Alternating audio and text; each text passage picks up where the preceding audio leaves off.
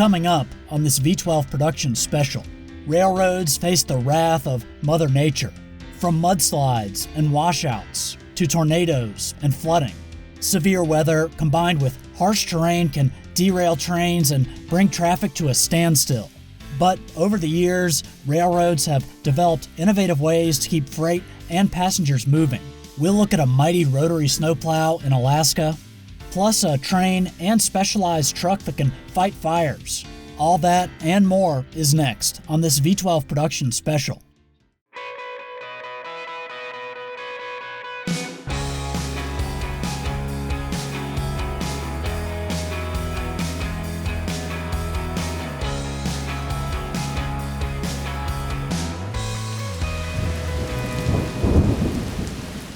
Hello and welcome to this V12 production special, and thanks for joining us. Today we're discussing the weather, but we are not just making small talk here.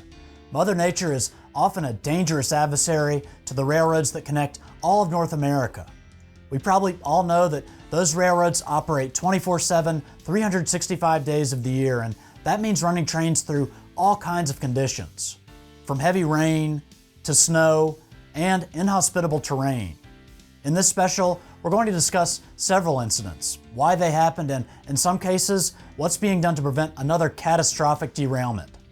We'll also talk about how railroads battle the elements to keep trains moving safely. Let's begin in Kentucky, where relentless rain pounded a hillside and led to what looked like a disaster zone. A tank car off the tracks and in the water, charred earth and trees. You're looking at the aftermath of a mudslide, derailment, and fire.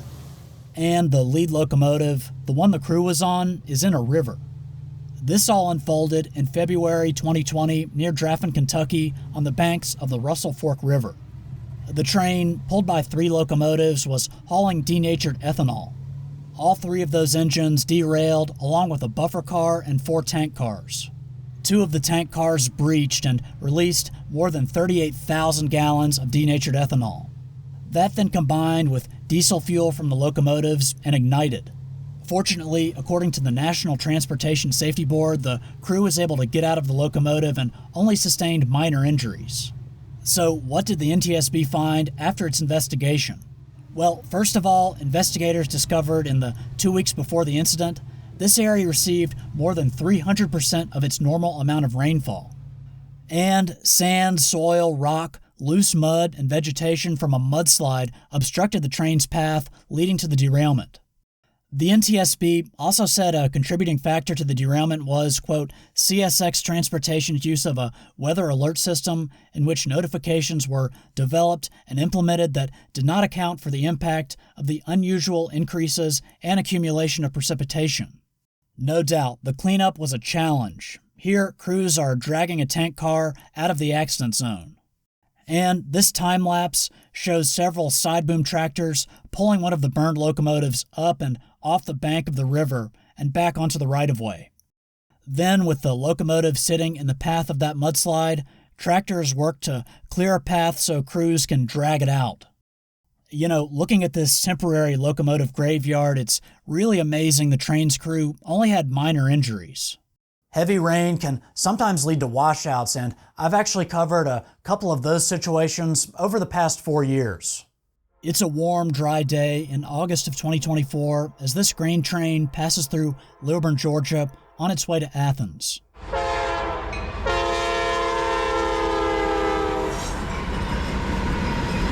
And as you can probably tell, extensive rehab work has been done to the side of the right-of-way here. But the scene looked much different on October 11th, 2020. Early that morning, a CSX train hit a washout here. It derailed, and some of the cars it was hauling caught on fire. We got diesel fuel spilled everywhere. This car's derailed. It's a major derailment. You can tell just how frightening the scene was in this 911 call. We need help. We in the river. We're taking on water in the engine. We can't get out. The person on the phone, a CSX conductor, describing a very scary situation. We was running 40 when we hit the hole. The track was gone, washed out. And things were getting worse. Oh, my God. Sir, what's going on? Something just blew up. They've got to get us off this thing. This car's exploding now. Luckily, help was on the way. An off-duty Lilburn police officer, his body cam rolling, rushed down the tracks to see if he could help. He quickly located the crew and helped them off one of the locomotives, which was on its side after derailing. Come on. I got you. I got you, bro. I didn't know we could get off right here. I thought we were floating in water. Here, let me cross over, and I'll give you a hand, okay? So just the two of you guys. I'm coming. I got you. It was only a matter of time before this scene got even more dangerous. Yeah, that was a huge explosion. So let's get the hell out of here, man. There's a lot of red fluid here. That fluid, red-dyed diesel fuel. But despite what they had just experienced and the hazards all around, the two crew members appeared to be okay. I got two conductors with me. Both are conscious, alert, and breathing. We're trying to make headway back away from here. With everyone out safely, firefighters had to knock down a huge fire, and the cleanup was also a monumental task. Now, in 2024, it looks like the crash never even happened.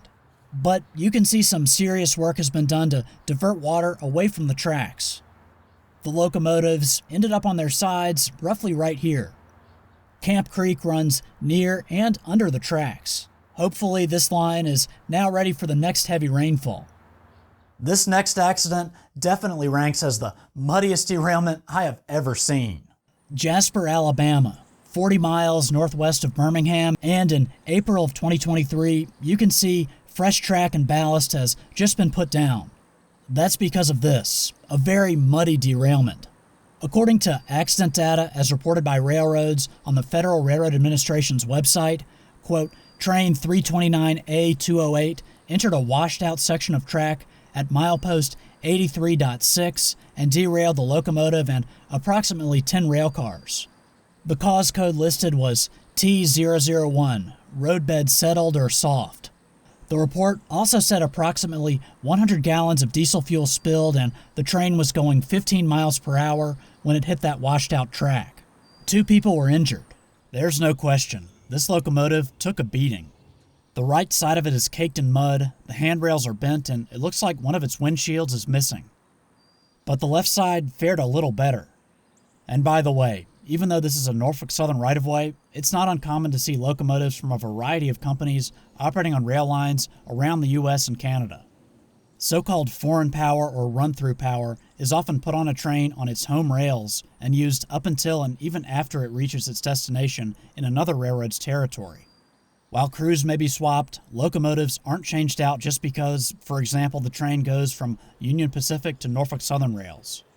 In this wet and muddy field, there were hoppers, covered hoppers, boxcars, and tank cars. But it appears this covered hopper on the right in the shade isn't covered anymore. In total, I counted 11 rail cars on the ground here. Their wheels and trucks had been gathered up and put in a pile. This area saw a lot of rainfall leading up to this accident. Water can definitely be a powerful adversary that railroads are constantly battling. The next weather event we're going to talk about left fields, roads, and rails flooded, and many residents in a small town homeless. Pacific Junction is in southwestern Iowa, a town absolutely devastated by flooding in March of 2019. Residents had to be evacuated. Their homes, businesses, and farms were underwater, and sadly, many people never returned. This all happened after levees were overtopped or breached by water from heavy rainfall and snowmelt. Of course, the human beings caught up in all this are the real victims, but like many small towns across America, the railroad runs through here, and the trains had to keep moving. Formerly part of the Burlington route, this is now Burlington Northern Santa Fe territory. With water levels high on either side of the right-of-way, a specialized train was dropping fresh ballast. This is Herzog's automated conveyor train. Here, conveyor belts underneath the cars transport ballast to the discharge car. Herzog says 2,900 tons of material can be unloaded from a 30-car consist, and it's all controlled by one operator. In another scene, a crew was working near a bridge with a strong current underneath. They're using a specialized excavator designed to travel on the rails. old track was off to the side of the right-of-way. By March 31st, BNSF was slowly running what appeared to be an empty coal train past all the flooding. And right behind that, another train was making headway. These trains were headed west, probably back to the Powder River Basin coal mines in Wyoming. Meanwhile, other tracks in Pacific Junction were still flooded. All of the water here is truly amazing. Amazing but unfortunate because of the impact it had on so many lives.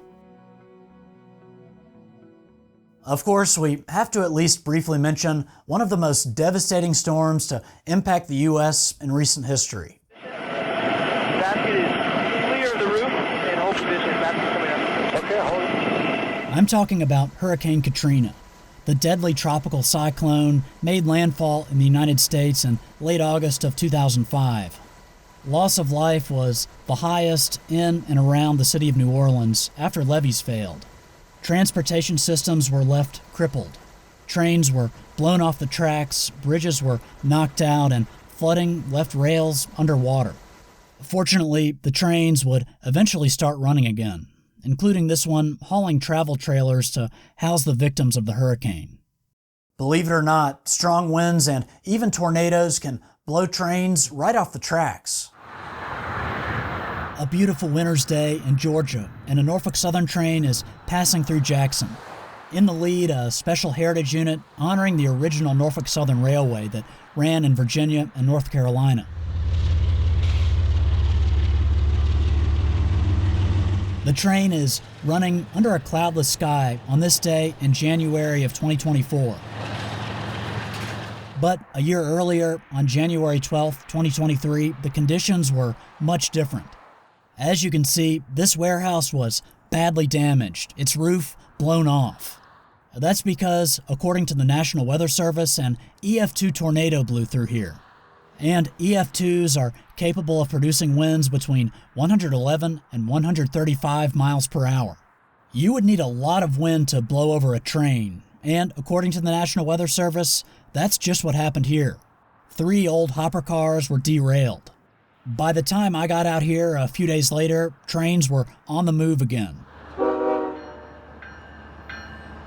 But debris from a nearby building had made it all the way across the road. When I recorded this footage in January of 2024, things were mostly back to normal in this area. In the end, the tornado that caused all that damage covered more than 31 miles. Sadly, 1 person lost their life as a direct result of the tornado, and 10 others were injured. I'm not aware of any injuries after this derailment, but the images are pretty amazing. According to the New Mexico State Police, wind was a contributing factor in this accident. It happened in March 2019 near Logan, New Mexico. According to accident data as reported by railroads, 25 cars on this Union Pacific train ended up on the ground after this bizarre incident. In this video, posted by the Monroe County Sheriff's Department in Arkansas, this derailment scene seems to go on for a mile. The video shows 2 Union Pacific locomotives on the ground and well cars and shipping containers scattered everywhere. The Sheriff's Department also posted pictures, including this one of a well car across a road. This happened in May of 2024 in Stuttgart, Arkansas. In the accident data as reported by railroads, the cause code Union Pacific listed for this was M105, extreme environmental condition, extreme wind velocity. Fortunately, no injuries to railroad employees were reported. Not much can stop a train, but as you'll see, a famous heritage unit was somehow derailed and ended up on its side in Pennsylvania.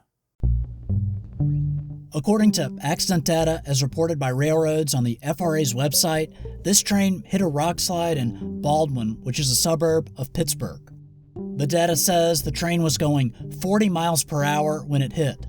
Of course, many of you probably recognize the locomotive. This is Norfolk Southern number 8099, the Southern Railway Heritage Unit. Unfortunately, 2 people on the train were injured. Ultimately, 2 locomotives and 5 cars derailed. Now, Norfolk Southern was able to restore number 8099 to her former glory, and she's roaming the rails once again. These photos posted on the NS Facebook page on May 5th, 2023 show the unit with a fresh coat of paint. During the summer, railroads have to be extra cautious as the mercury begins to rise. I recorded this next segment on a day when temperatures were soaring into the 90s. Now, when the weather is like this, you may see employees in high rail trucks out doing heat runs. If the conditions are right, rails can actually buckle and become impassable. This buckling can also lead to a derailment if it's not spotted in time. It's around 3 p.m. now, and according to my weather app, it's 97 degrees. So what does that mean for the rails? Well, I decided to do a little test. I brought along an inexpensive infrared heat gun to take some measurements. This siding is next to the crossing here, and I was able to safely get a reading of the surface temperature of the railhead, 136.4 degrees. And what about the asphalt on the road here? It was considerably warmer, 153.5 degrees. Not long after I did this, here comes another high rail truck, most likely doing a heat run. So what are workers looking for when they're on these heat runs? Well, track buckling could be obvious, like in these pictures courtesy of the U.S. Department of Transportation, or a little more subtle, like in this photo from Cap Metro in Austin, Texas. Alright, so this isn't really my area of expertise, so I referenced the book The Complete Field Guide to Modern Derailment Investigation by Gary Wolfe to learn a little bit more about this topic. Some other signs that the rails have moved or expanded because of the heat would be cross ties that have shifted.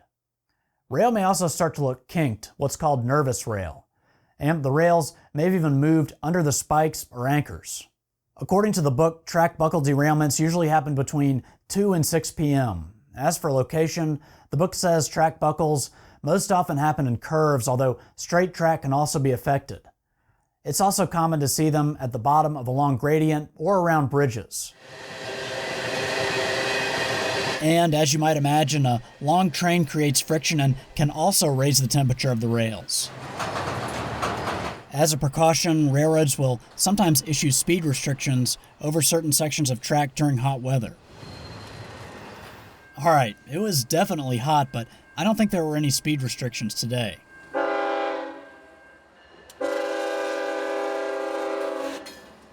Of course, cold temperatures can also affect the rails. They can actually pull apart as the metal contracts, but when winter arrives, some railroads are also faced with the challenge of keeping those rails open to train traffic.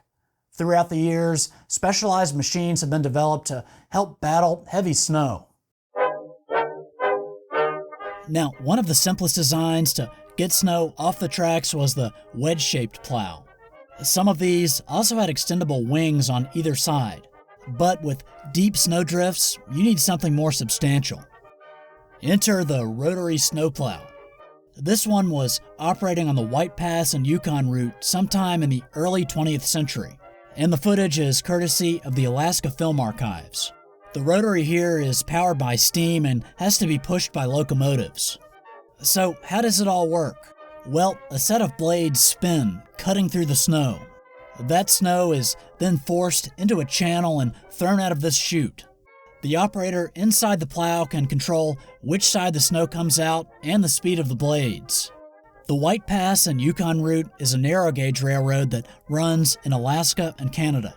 The line is actually still operating today, although it now hauls tourists and not freight. Amazingly, the railroad has also preserved one of its rotary snowplows.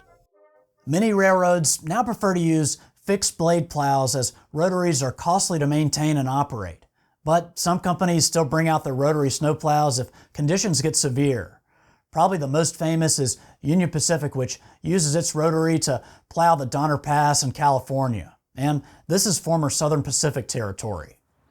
Another popular plow that was actually used for all seasons was the Jordan Spreader. It's capable of shaping or spreading ballast during warmer months and plowing snow in the winter. Here's one at work in Alaska. Those wings on either side are moved pneumatically, although later model Jordan Spreaders used hydraulics. There's no doubt, these things got to work out with all the harsh weather in Alaska.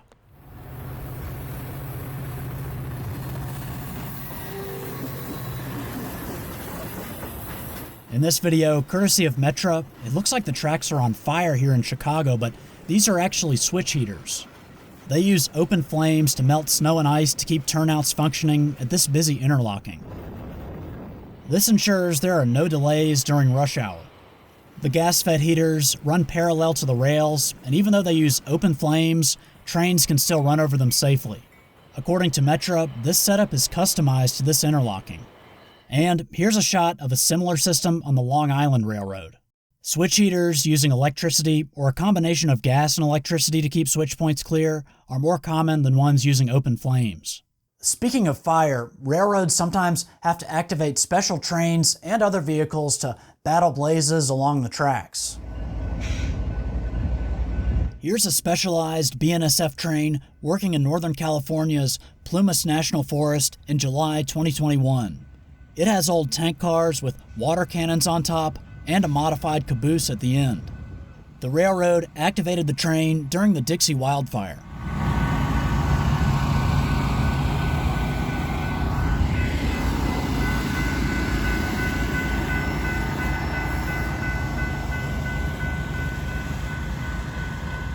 Meanwhile, on the East Coast, the New Jersey Transit Police use a high-rail truck to ride the rails and put out brush fires.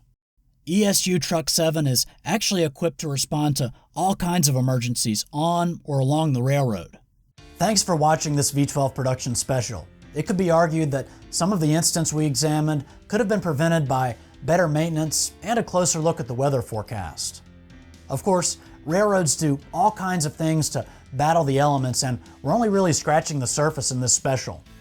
That being said, I hope you learned something about the power of Mother Nature and just how challenging it is to keep trains moving when severe weather strikes. I encourage you to share this video with people you know who might benefit from the information. Anyway, that's it for now. As always, thanks for watching, and I'll see you next time.